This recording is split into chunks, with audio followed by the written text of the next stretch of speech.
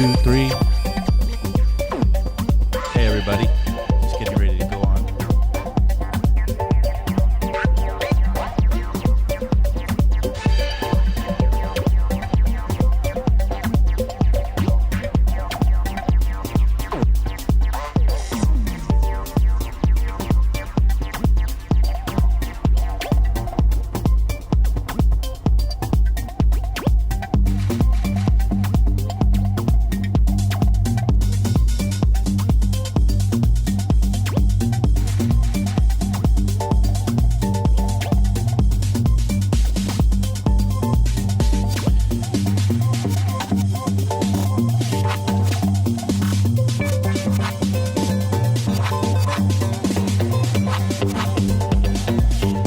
Couple of minutes and we'll be ready to go.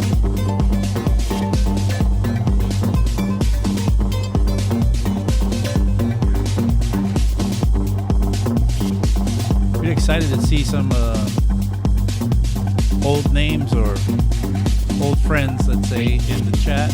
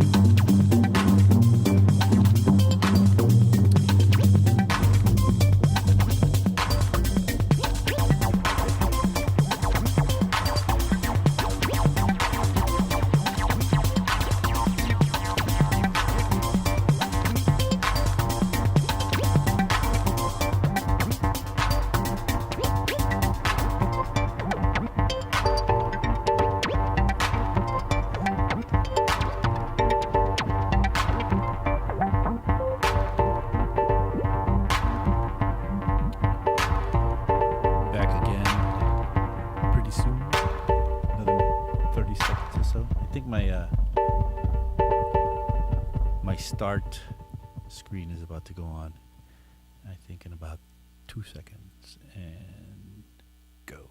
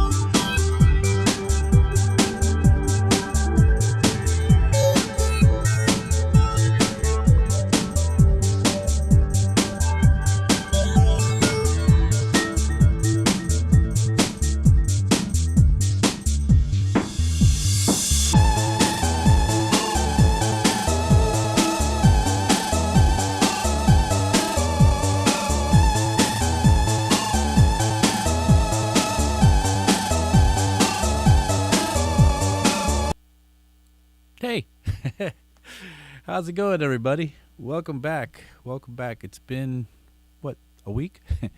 Yeah, I've been looking forward to this day again, as I always am, Fridays in the afternoon.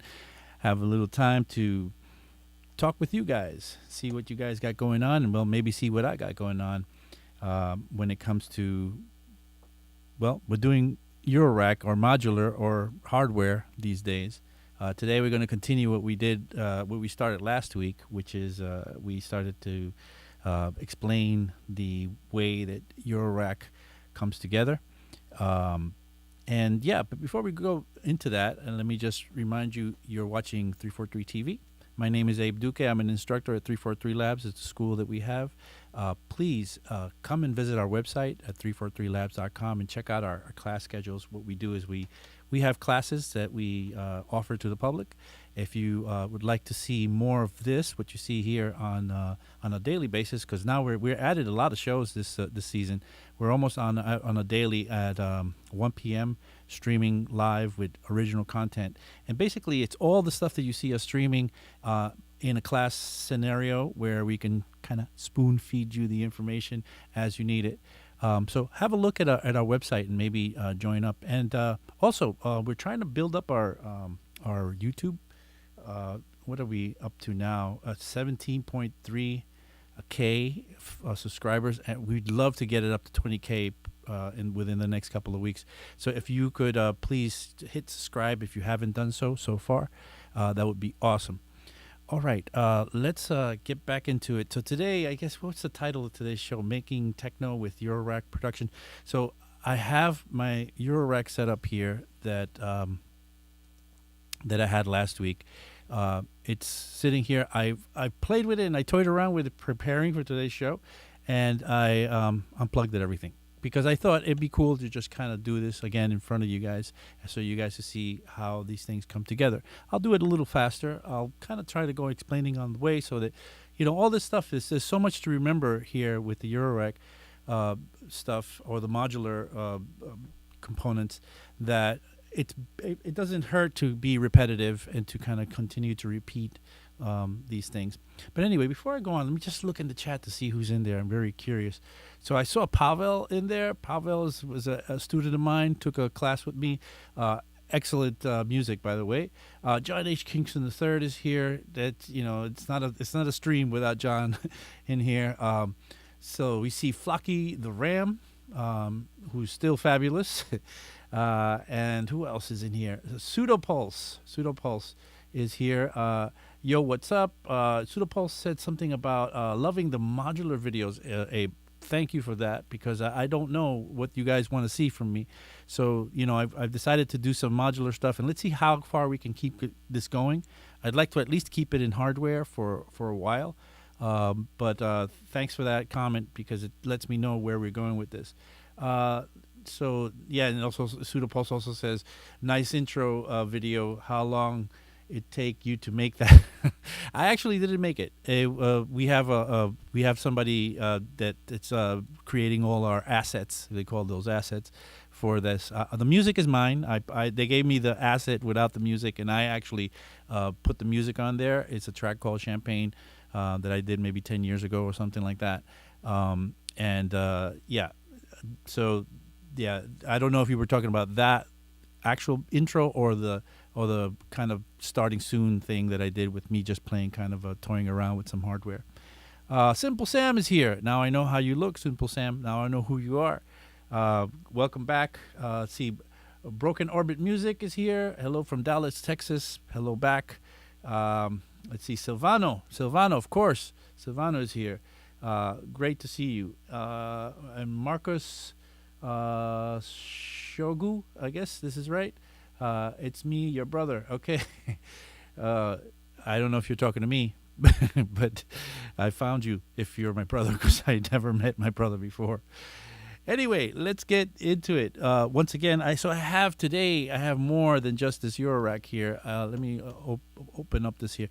I have a couple of other friends. So last week I had this guy sitting here kind of running some drums, but now I pulled up the camera a little more so that you could see more stuff.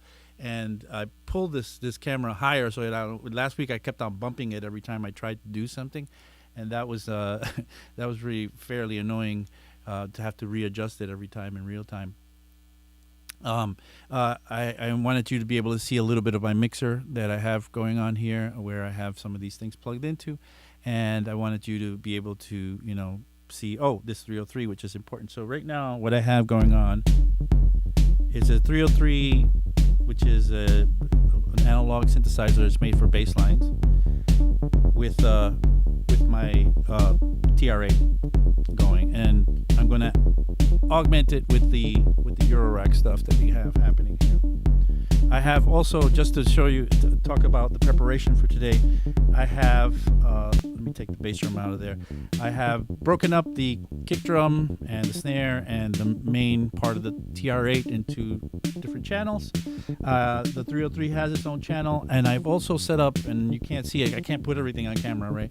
But I also set up 2 outboard effect units so that I can add effects here. So so that I could add a little bit of reverb now through the 303, or I could add this thing. It's kind of a weird, resonant, interesting effect. Kind of interesting short delay with a little bit of flanging, I guess, going on in there. And let's get that kick back in there. I could also put that on the kick to make that sound bigger. Okay, so that's what I have so far. Now let's get this guy going. Now, last week, if you remember, we introduced you to the different components, and I'll just do a quick review on what the different components are for creating. I like to call it a synth circuit, where you can actually have a synthesizer that's built from these components. We need an audio output. So an audio output meaning we will need an oscillator that gives me a tone. So I'm going to go ahead and go out of this oscillator into my first channel here. And if I raise that, I should be getting a tone here, but I'm not. Something's going on here. Let's see. Oh, wrong place. I plugged it into the wrong place. This is the VCA. So the VCA is going to be a device that we'll talk about in a second. But right now, I'm going directly from the output into there. But in order to take advantage of filtering, I'm going to go into the input of a filter first, and then go from the filter into out of the filter back into the mixer. So now I can take this filter and work that, and I have resonance and all that fun stuff to go. But right now we can only play one note at a time. I could turn this knob here and make it, change the frequency. But I want to be able to control the frequency. Now last week, in order to control the frequency, we were using this sequencer here, this Stilson Hammer sequencer, which was outputting CV output. And remember, CV is control voltage, and it's basically a voltage from 0 to 5 volts, which will tell the oscillator what pitch to play. So you can control that, and I could use that to control any parameter that accepts CV. CV is going to just be the way to control parameters in Eurorack or in modular. So this time around, I'm going to do it differently. This time around, I have, if you remember, I have this TT303, which is a TB303 clone. But this thing has a very interesting set of outputs on the back. I can make really cool programming with it. It's really nice to program. It's a great sequencer in it. But it has a CV out and a gate out in there. So I'm going to take the CV out from the TT303, and I'm going to put that into the 1 volt per octave input here.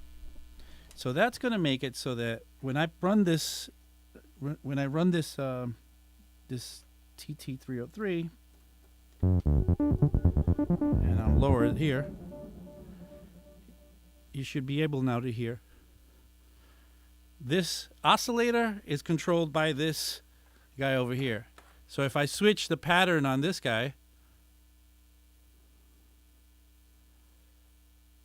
and every time I get another pattern, the CV output from this pattern is going to go out this cable and control the frequency on this oscillator here. And those guys together sound like that. That sounds pretty cool.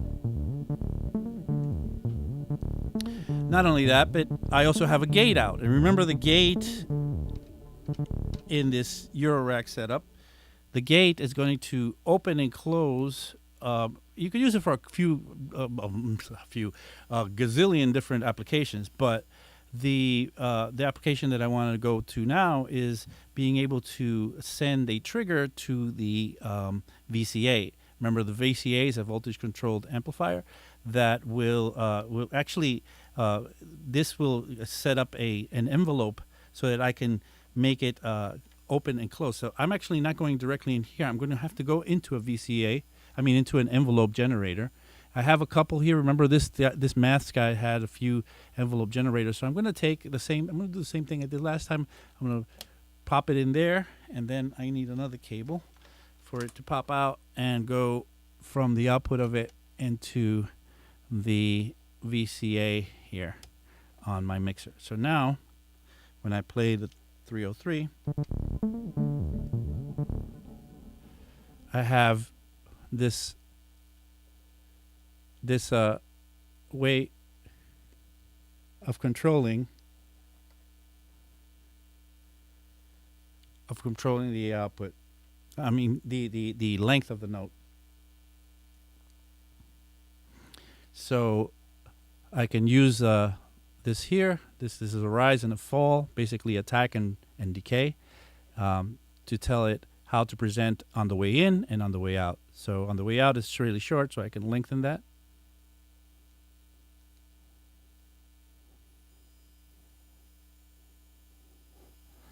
And on the way in, I can make it swell in. And remember, with the filter now, we can do other things with that sound. Remember, we're using this as a sequencer now. And now together with that, maybe a little kick drum.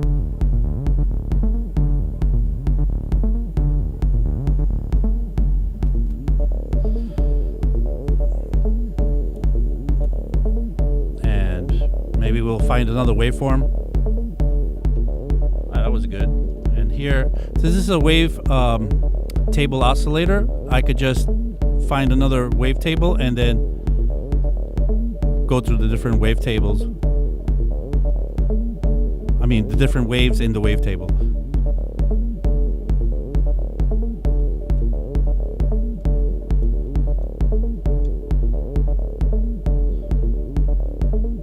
Once again, remember that this guy over here, this TT303, is controlling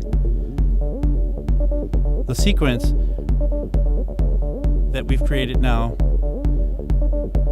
Well, the synth that we've created now, and it's sequencing it. Whoa. I didn't want to take it out of tune. That's why I always pick. I told you last week that it's really important to have a piece of tape here, some tape sitting here, so that once you have a tuned oscillator, you should just kind of tape it up so you don't have a problem. I have some effects built into this, so I have this effect here and this effect, so I can try to see what happens if I drop this effect in there.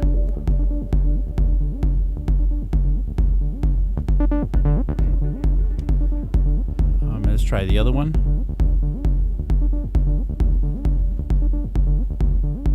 I'll keep that one for now. All right, so sounding good. Let's see, I got a snare here somewhere. Some hi-hats.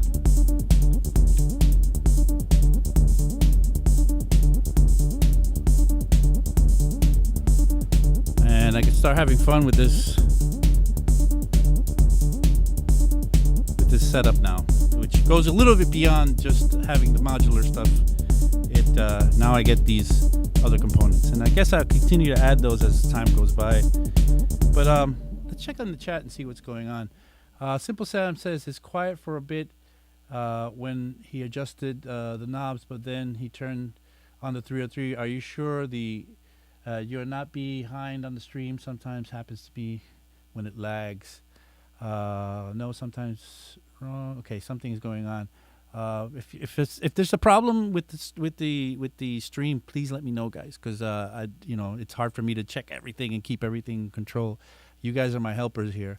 Okay, I think you're right. No output from the modular. No output from the modular. Interesting. Let's see. Yep, you're right. There is no output from the modular. I have been doing all this stuff and not having it happen. So let's get this going. Now I have the wrong buttons pressed in here, and you guys don't even know what I've done. I mean, I made a masterpiece with this guy here.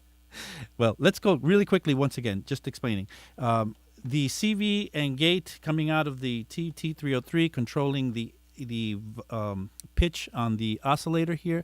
The output of the oscillator is going into this filter here, and this filter is going into the input of the mixer. The this the gate out here is controlling which gate is the pulse that's telling it when it changes the note, is controlling the envelope generator that I'm using the math as, and that is going to go into this part here, this connection here, which is going to trigger the VCA in there. So now let's listen to it the way that it should have been, and I'll turn this eye off, and you could hear what's happening. Open up the filter.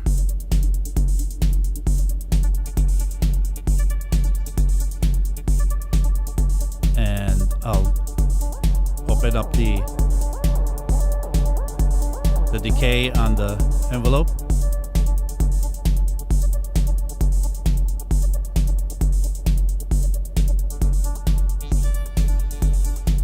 And now together with the 3. And maybe we switch the pattern. Let's try another pattern. Let's try. One of the things I love about this thing is that you could like randomize patterns and just hit generate.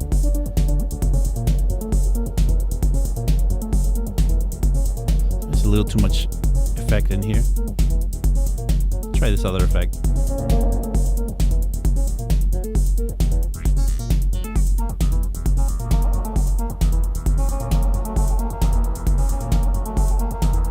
Let's get more kick drum in there. Okay, we've recovered. We're back. All right, so let's see. Are we doing it right? Chat, please help me out here. Let me know if we're doing it right.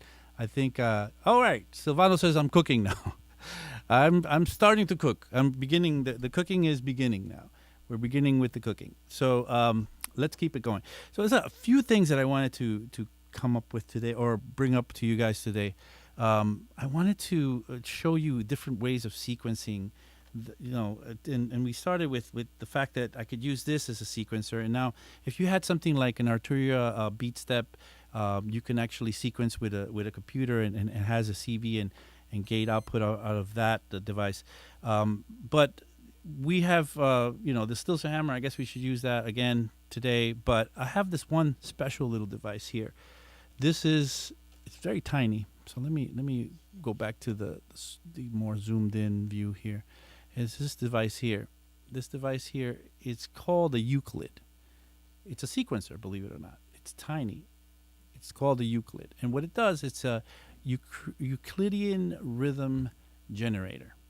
And it generates, so what is a Euclidean rhythm? Well, it's a mathematical sort of algorithm for creating rhythms based on how long you want it to be and how many steps should be there.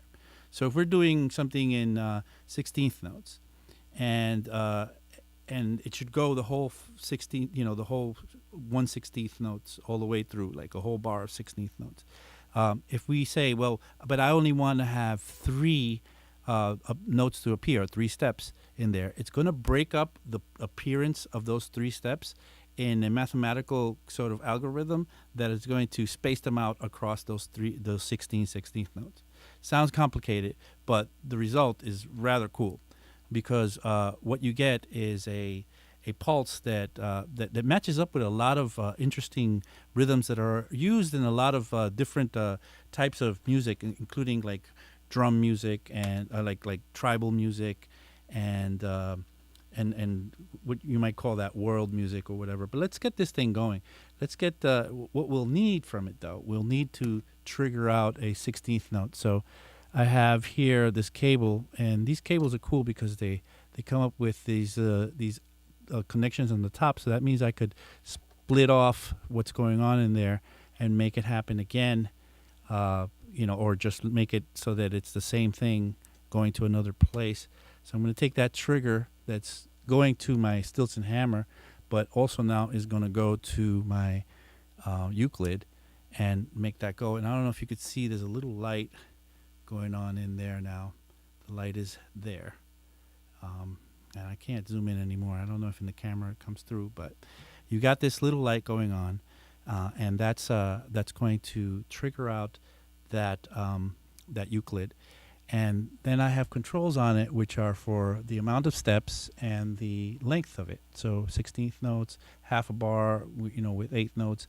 it depends on where I set it, and there's no real way of like knowing where I land. I just kind of have to like kind of get it by ear, just kind of set it. So, but let's get that to trigger another envelope generator so that we can go with a VCA. So let's get the let's get this piston Honda work set up here. So let's get the output of this piston Honda into here. So once again, it's full on. It's not opening and closing, but I can make it open and close with this Euclid. So let's take another one of these guys here and take the output and go to the Euclid. Now, I don't want to go directly to it. I want to go to an envelope generator so I can get shorter and longer gates. So I'm going to go to the envelope generator, into the out, and then back into the VCA. And you could hear that pattern. It sounds pretty cool, and especially in dance music. And let me just turn it around. Maybe I'll play it with a little bit of this going on.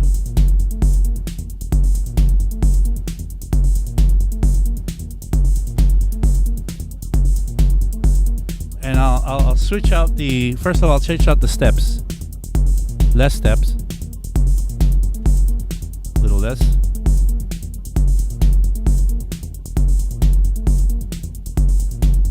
A little less.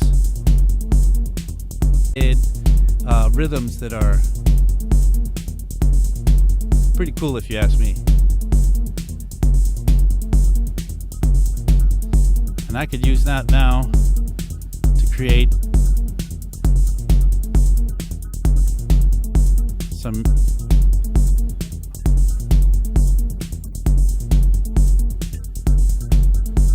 interesting.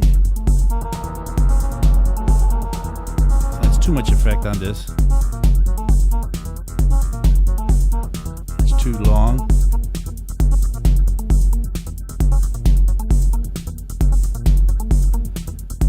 And perhaps I should go from the Stilson hammer. Before I go in here, I should go into a filter. So I have a filter right next to it. So I'll just go right into this filter here. And then go out of the filter into the channel.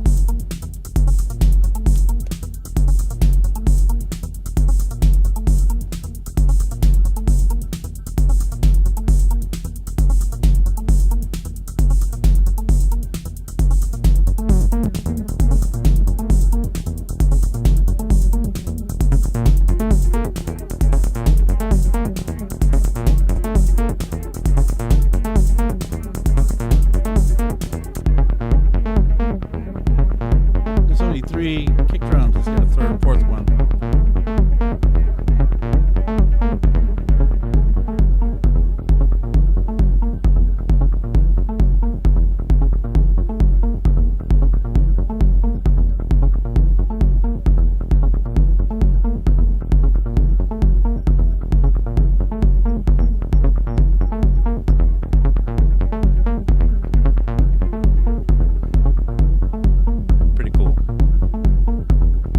Let's stop for a second and see what's going on in the chat. Pseudopole says VCV and Cherry Audio is great way to learn modular before spending thousands on them.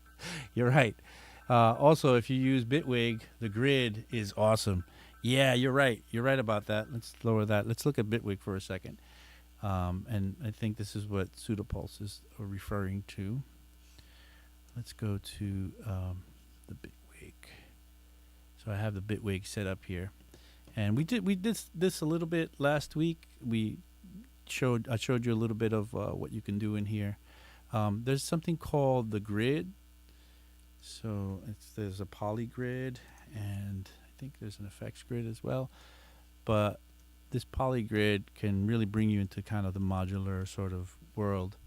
And right here, as we did last time, we have a We have a simple, just and circuit, synth circuit, ready to go. We have a triangle oscillator going into an envelope generator and into an audio source or audio output, which is what you might call the VCA. And we can work the attack and release here, however we like.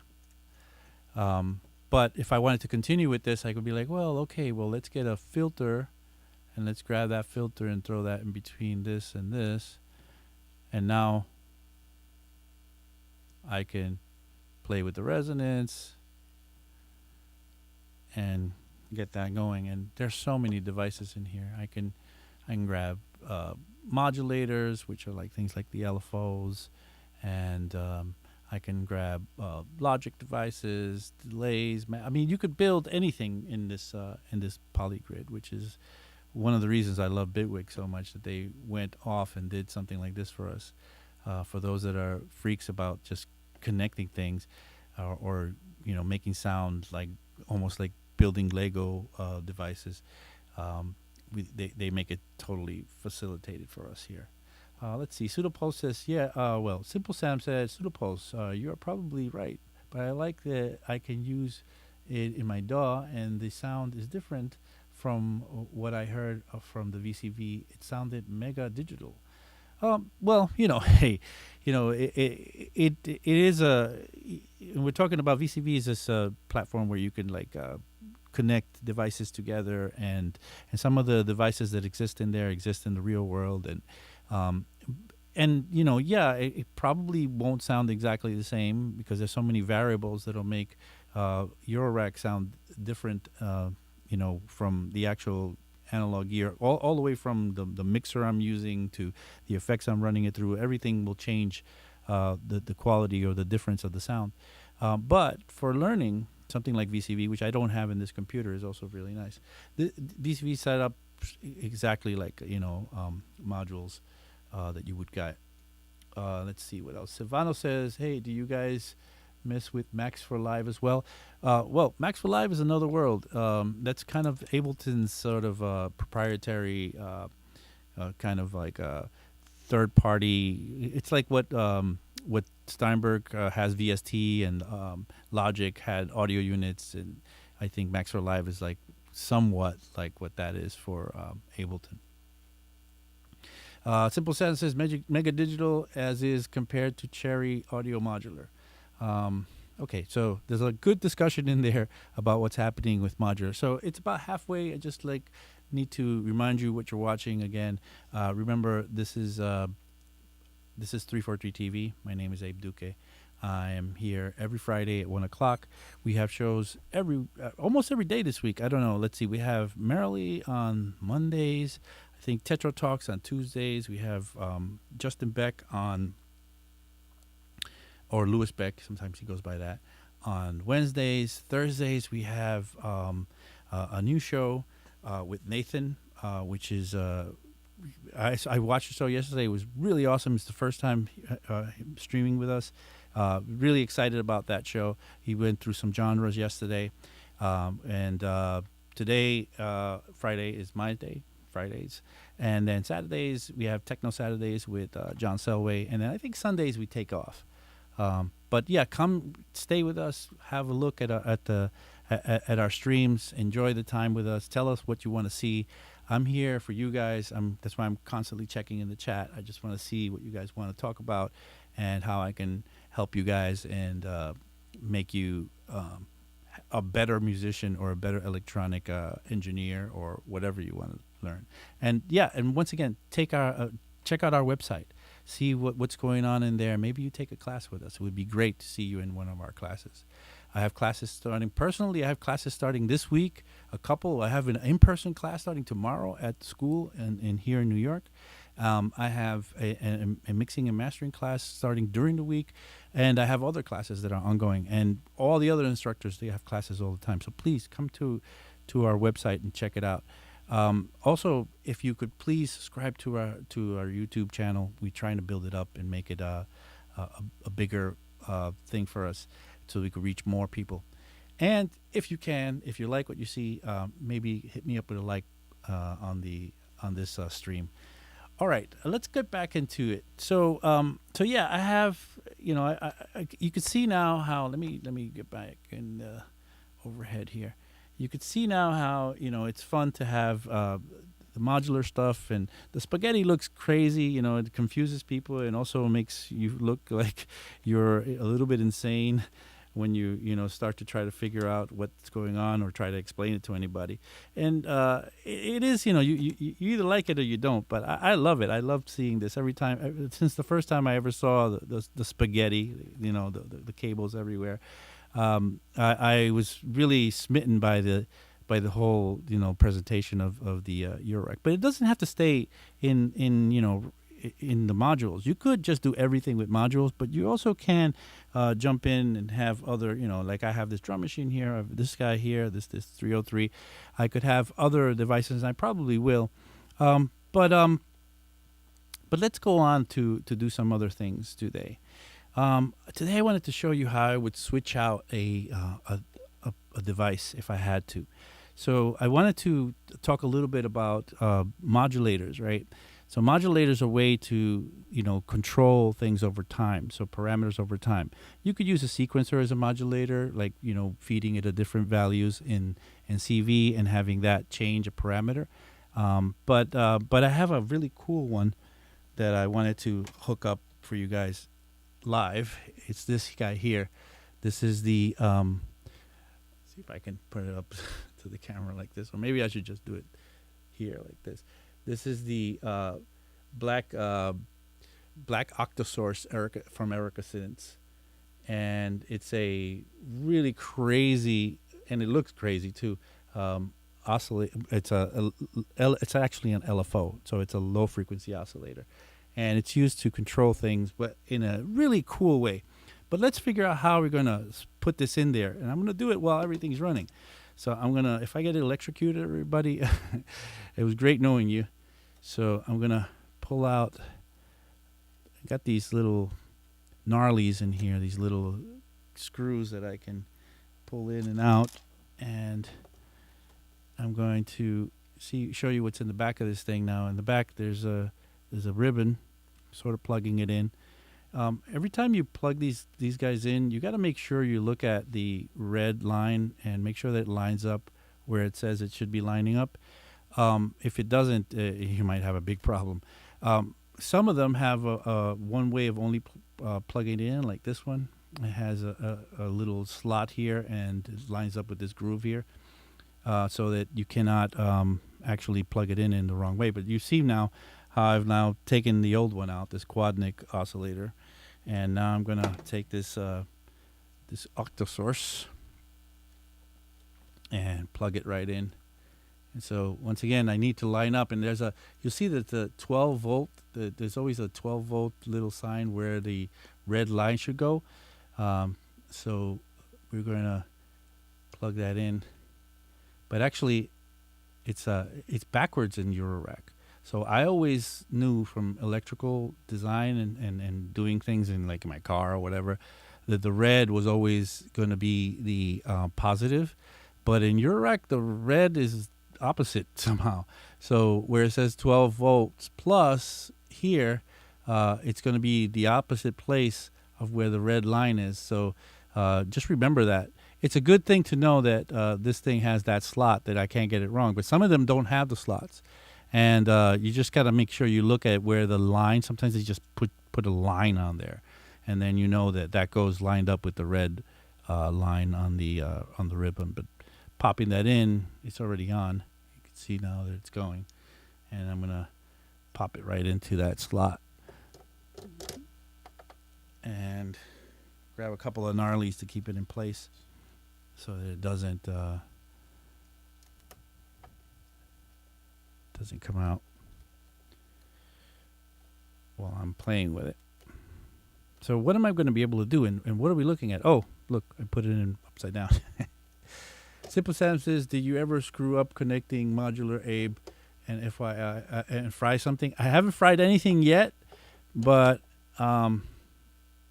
I've tried not to screw up, but sometimes I've caught myself just before I screwed up, which is it hurts because these devices they cost money. All right, so now it's in the right aspect. So what do we have here? We have this thing. You can see this is moving, and this moves according to a waveform that I have here. So you could see I could get different patterns going on here, and also what's coming out. So what's coming out of every single one of these holes is a LFO output, except that each LFO is staggered in time against the other one. So they all have a different starting position. So the start position of the wave on the LFO is going to start every time this thing goes around. So if I make it go around, you'll see every time it goes around, when it hits that spot, it's going to start the LFO wave. And then that means I could have 8 different ones with all staggered different starting points. I could also put it in multi-mode, where now I can have 8 different waves that are independent running, doing their crazy thing. But what would I want that for? So let's talk about an LFO altogether. So what is an LFO? It's a low frequency oscillator, and you hear the word oscillator and you think, oh, I'm going to make a sound, but not necessarily. An LFO isn't really used to make to be heard, because the frequency in where it plays at is so low that we're never going to hear it even if we tried. So remember, our hearing goes from 20 hertz to 20,000 hertz.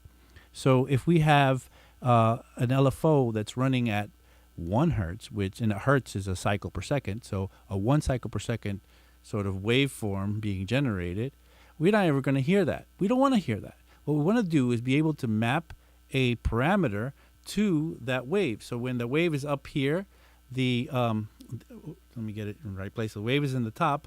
Then the parameter is going to be at the top, and when the wave is at the bottom, the parameter is going to be at the bottom. So what you're going to get is going to be this. So if I map, let's say, the parameter, let's say this is volume. If I map the volume to this LFO and it's going 1 hertz, the volume is going to go up and down 1 cycle per second, meaning 1 time per second. If I speed it up, then that's going to go and do the same. So that can offer some very cool effects, especially if you do it in real time with a rhythmic sort of delivery. So let's see. Let's get this thing going so you could see what it does. Okay, let's see. We need some cables. So let's get this. See if we still got this running. Turn off the 303 for a second.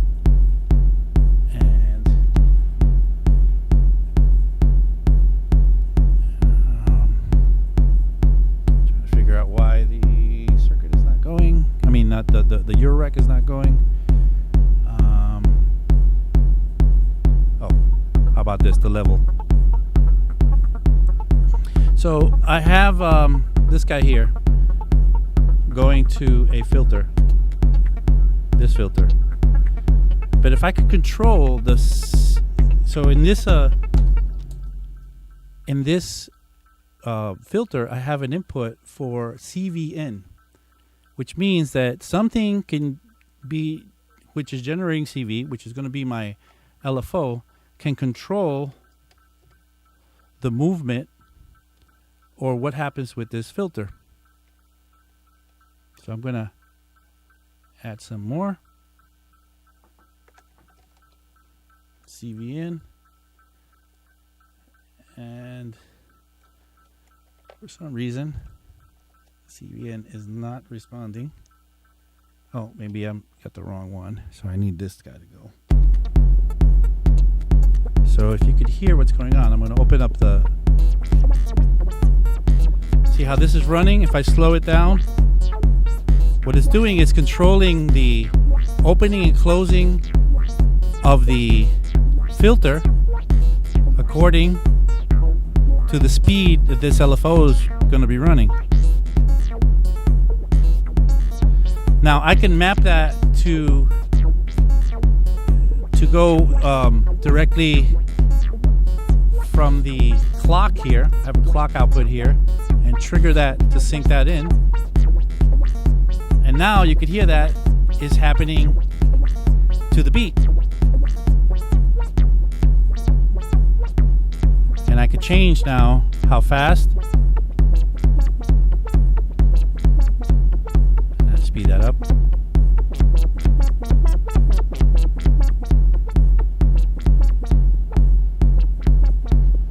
Let's add some effect to that.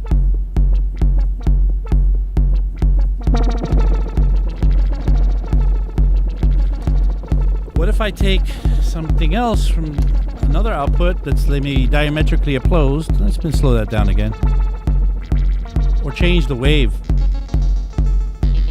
so it has a different delivery. These are different waveforms that I could have happening in this LFO. Slow it down, even reverse it. Go backwards now. That's slow. Speed it up.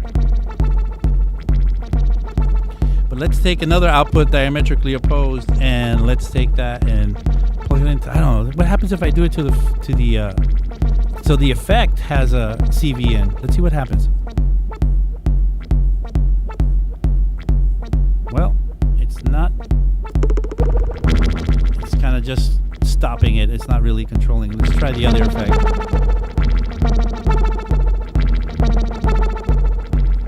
All right, let's go. Let's see. That was a little weird. Let's try this guy over here. See what happens if I use this LFO coming out of this one to control.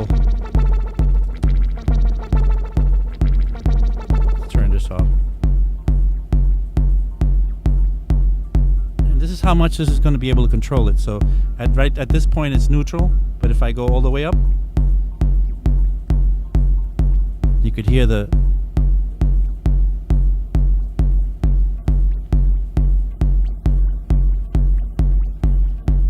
See how fun this can be? Speed that up.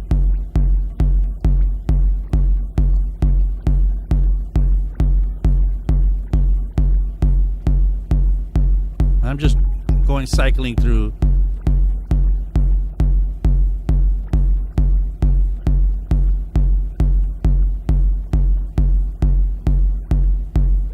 Again, we're doing it with this. See how it's so much fun. You just kind of, and the part of the ethos of Eurorack is that you look for happy accidents. Let's get the other thing back. We'll get this guy back in here.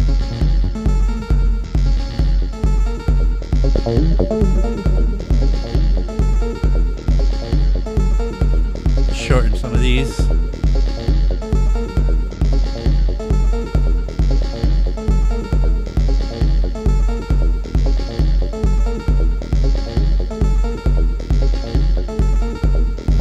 This one too.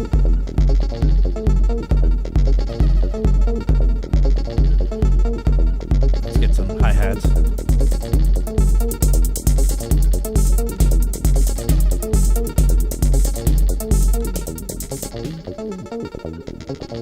All right, lots of fun.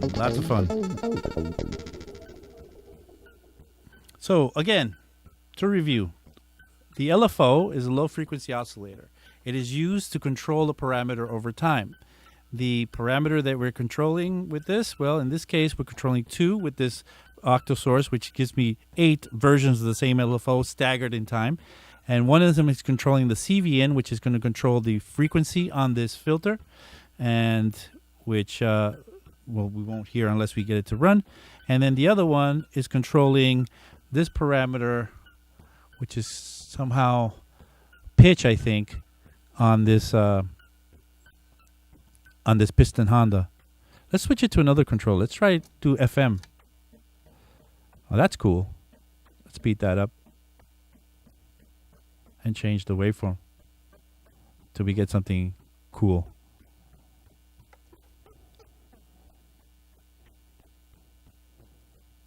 Oh, that's cool. Let's see what the kick drum does for us now. Let's get that out and keep that out.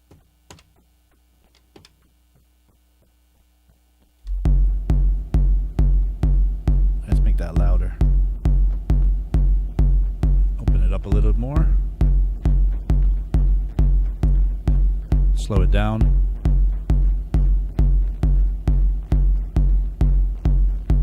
And remember, we're triggering the sequence of that Stilson hammer with the Euclid. Remember, the Euclid is a sequencer, very simple one. It's just this one line right here.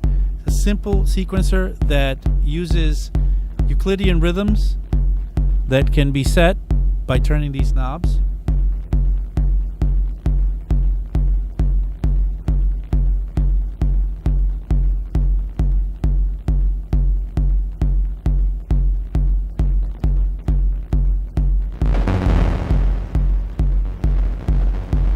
Where's the filter for this one? Oh, it's over here.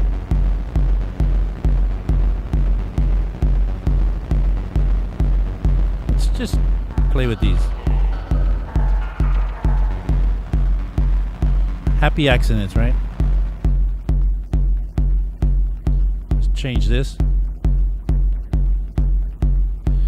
And you start to see how fun, when you have everything plugged in with the Eurorack, you start to see how fun it is to just kind of fool around and see like what just jumps out at you.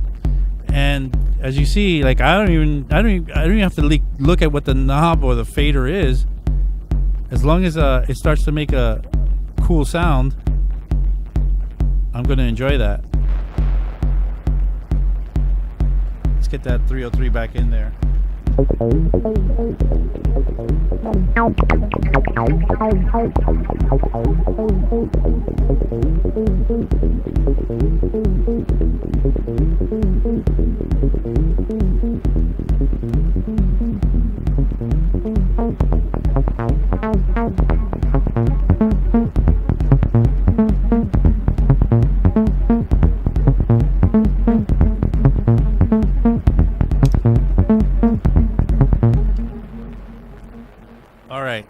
So let's get that guy to stop for a second. So yeah, let's see what's going on in the chat. So Simple Sam, Pseudopulse says, Abe, is there a preference on cable companies when it comes to patch cords and their quality, or are they pretty much the same? It's hard to say there. I'll, to me, that's kind of an interesting question, but not really. Because it's the same thing that I've always heard about, let's say, RCA cables or speaker cables. Yeah, higher gauge is better, of course, especially when you're talking about speaker cable. But when you're talking about like patch cables, yes, you're going to hear a little bit of a difference, especially when you're carrying, say, the bass from an oscillator into a mixer. But I would say that it's not as much as the companies would probably want you to think it is. Like these companies, they probably, of course, they want to sell you stuff, so they'll scare you into thinking you're not doing the right thing, and that you don't have the right cables, and you should spend a lot of money on cables like Monster cables or whatever. I don't even know if Monster makes patch cables for Eurorack, but I know that Monster cables were notorious for charging an exorbitant amount of money for cables that were actually not even that great compared to some real like boutique cables. So yes, it can make a difference, but no, I don't know how much. I think the difference is less than they would have you believe. The other thing is sometimes, for example, like there's a cable. For example, let me show you this cable here. This cable that you get at Control in Brooklyn. These very short barrels here. Those are very nice for when you have a case that you need to close, because they have a less of a length than some of the other cables that you might be looking at. So the barrel length is a lot longer in this cable. Maybe I'll put it here than the other cable. Let's see if I can get my face out of there. It might actually, yeah. So you see the barrel length on the black one is a lot shorter than the barrel length on the white one. And what that makes it is that it makes a smaller profile, so that when you close the case patched up, because I have another case here which kind of comes together and opens up and kind of like, opens up like a little clamshell or whatever. And when you do that, you open it, and if you close it and you have these longer barrels, you might squish them together and hurt your stuff. So you don't want to do that. But that's the only thing that I really concern myself about. All the cables I have, I've inherited, and they all seem to be all to be from different sort of qualities, and they all work about the same for me. I can't say that anything has been worse or better. Peter T says, anyone got a suggestion for a good desktop lead synth for techno? Desktop lead synth, I mean, Korg's Minilog and Monolog. Those are pretty nice synths, desktop for techno. It depends on what you want it to do. You know, a lot of people, there's so many suggestions I can give for a desktop synth for techno, including, I don't know, there's the Mofo from Dave Instruments, or Dave Smith Instruments, which is, you can find those for pretty inexpensive amount of money. There's one oscillator on there, but there's, you know, there's also the Evolver. There's also from the same company. There's so much. There's really so much. One day maybe we should talk about the Microfreak. Is really cool. Pseudopulse says the Microfreak. It's very nice. It's a bit digital, but with analog filters, but still pretty cool. And there's a lot of 303 clones. Like this one here is my favorite of the 303 clones. The TT303. It's made by a French company, and they've got it right. It sounds really close to the original. I also have an original 303 somewhere in the back, but the TT303 is great because it accepts MIDI straight out of the box, which the original doesn't. You have to do sync with the original, and the TT303 also has it has the randomization feature, which is really nice to have.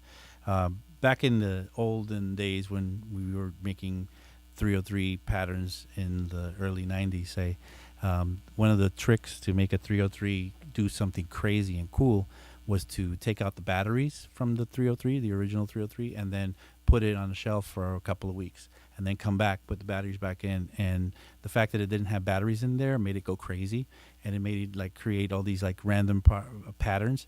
And then you have, you know, a whole set of new random patterns that were crazy and out there. Now the TT303 comes with the randomization built into it, which is really nice. And it also has an arpeggiator, and a lot of more patterns can be stored and so on. But all right, so what time is it? Oh, right, we're getting towards the end here. Once again, my name is Abe Duque. I'm an instructor at 343 Labs. We are here. All the everybody you see here in 343 TV at 1 o'clock Monday through Saturday is an instructor also at 343 Labs. If you like what you see us doing, you would probably have a good time in one of our classes. So have a look at our website. Come and check out the classes and the class schedules. We have classes online. We have classes in person in Berlin and in New York City. We just moved into our new location in New York City. It's pretty cool. It's a total upgrade from what we had before, and not only with the space, but also with the location that we're in. We're really like we're if you know Manhattan, it's on 6th Avenue and 23rd Street. So the F train is there. You can get the PATH train there. You can get anything. It's awesome. Come and visit us. Come and just check us out one of these days, and maybe take a class. Pseudopulse says, thanks, Abe. I said, I'm loving the modular videos. Keep coming. I will keep up the oh, look at Marco De Prima's here. Marco De Prima. I didn't see Marco. Oh, wow. Yeah, right on. Yeah, so Marco De Prima and I are making a lot of music together, and we've been, before the pandemic, we were touring the world already. You know, we played at places like Berghain together, and at Tresor in Berlin, and you know, plenty of places in New York, and in California. And we were just getting going with like our project, and then the pandemic hit. So we're also making a lot of music over the internet together, which is great to see Marco here. Yeah, so Marco says the quadrantic swarm. Yes, I think I have your swarm oscillator over here, Marco, and I think I have also the quadnic here as well. All right, yeah. So it's getting towards the end here. One more time, My name is Abe Duque, and I'm going to be showing you guys everything I know about anything that comes to production. I would like it if you would, either write it in the chat or in the comments below what you'd like to see me do in the future, how you'd like me to go about, progressing with this. What I was figuring is that we could get this, now that we know how to put these things together, from time to time, I'll show you more techniques and stuff on how we can, do more things with modular, but also to match it up together with analog stuff, and then maybe how to bring it in to the box. So meaning into the computer and record into our computers, and kind of have a big happy, a family with digital and analog together. As you could see from, me playing around with this modular, I love the analog gear. And I have plenty of other, not only modular, but plenty of other synthesizers sitting around here that that are, ready to go. But I also very much love making music with computers. I think it's not a bad thing. And some people put themselves in camps. Oh, I'm an analog only person, or I'm only in the box. I don't think there's a need for that. If you have the resources to have some sort of analog gear available to you, have fun with it. It is so much fun. I think the fun includes the fact that you can touch the case and the knobs and the faders, and that it has a very particular sound to it, and that you can call it a friend, and get to know it. This is part of the fun with the analog gear. And if you don't have it and you have stuff in the box, it is a fantastic era that we live in these days, where we have everything available to us inside computers. Everything that you could even have in regular analog form, you could have it inside the box. Marco, who you see in the chat as well, one time did a test with me. He said, "Hey, you think the Moog from Arturia sounds any good?" And I was like, "Yeah, I'm sure it sounds good, but I have a Moog, and I'm sure it doesn't sound as good as that." So he was like, "Okay, check this out. I'm going to make a taste test for you." So he went and recorded the Moog that he had. He has also a Moog, and with certain settings, and then he went and created the same settings on the Arturia and recorded the sound with the Arturia VST and the Moog, the actual analog Moog. And he recorded a bunch of different takes of different sounds with the two, and then he sent them to me, and he said, "All right, Abe, tell me which one is the analog one and which one is the one that's from VST." And to be honest, I could not say which was which. So we live in a fantastic time. Take advantage of it. So anything you want, let me know. I'm very happy to try to fit it in and to make a program here for you guys. I am here for you. I am here to give you what you need. I am here to present to you techniques and things that you might not know about or might be curious about. Please. Anyway, my name is Abe Duque. This is Street 43 TV. Thank you for joining me once again, and I will see you next week, Friday.